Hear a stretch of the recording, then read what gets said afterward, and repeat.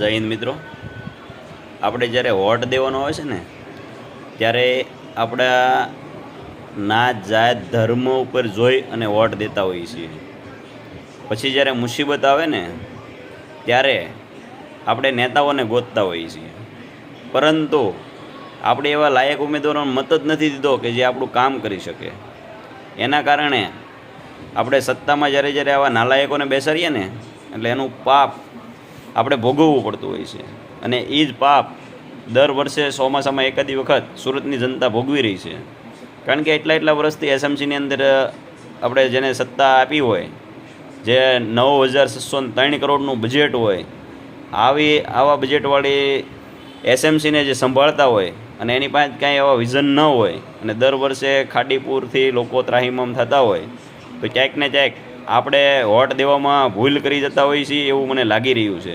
કારણ કે આ છેલ્લા 24 કલાકથી સુરતનો અમુક વિસ્તાર, સરથાણા જગાત નાકા છે, વ્રત ચોક, એ બધો આખો વિસ્તાર અને પૂણા પાટિયાવાળો તો ઘણો વિસ્તાર આજે 24 કલાક થવા આવ્યા કે જેથી પાણીની અંદર ગરકાવ છે.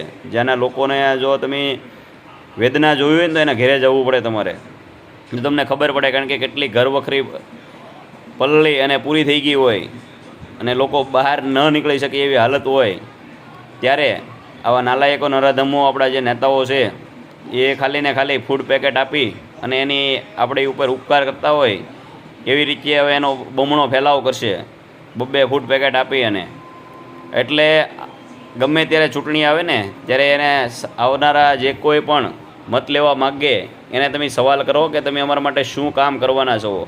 ખાલી ને ખાલી નામ, ધર્મ અને જાતિ ઉપર વોટ આપવાનું બંધ કરો તો જ થશે. બાકી તો આ બધા ફાંકા ફોજદારી મારે જ છે. હમણાંની ચૂંટણી ગઈ, પેટા ચૂંટણી, એમની અંદર સત્તા પક્ષ જે 30 વર્ષથી ગુજરાતની અંદર શાસન કરી રહ્યા છીએ એના ઉમેદવારો એવા ભાષણ ઠોકતા હતા કે અમે આ સીટ જીતી અને આને 800 દિવસની અંદર પેરિસ જેવા રોડ રસ્તા બનાવી દઈશું. તો છેલ્લા 30 વર્ષથી તમારું શાસન છે.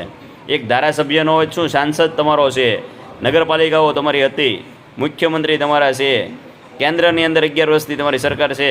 તો ત્યાં સુધી તમને ન યાદ આવ્યું કે આ વિધાનસભાને આપણે પેરિસ જેવા રોડ રસ્તા બનાવીએ? ચાલો એ વિધાનસભામાં તમારો ધારાસભ્ય નહોતો ને તમને કદાચ સમજ્યું કે ધારાસભ્ય વગરને આપણે ન બને, તો ગારિયાધાર વિધાનસભા છેલ્લા 7 ટર્મથી આપણે એકનો એક ધારાસભ્ય ભાજપનો આપતા હતા. તો એની અંદર પણ તમે રોડ રસ્તા જુઓ, બગદાણાથી રોંસિયા જવું હોય તો તમે કમરના મણકા ખાઈ જાય આવા રોડ રસ્તાઓ છે. જ્યાં ક્યાંય તમને પેરિસ બનાવવાનું નહોતું સાંભળ્યું.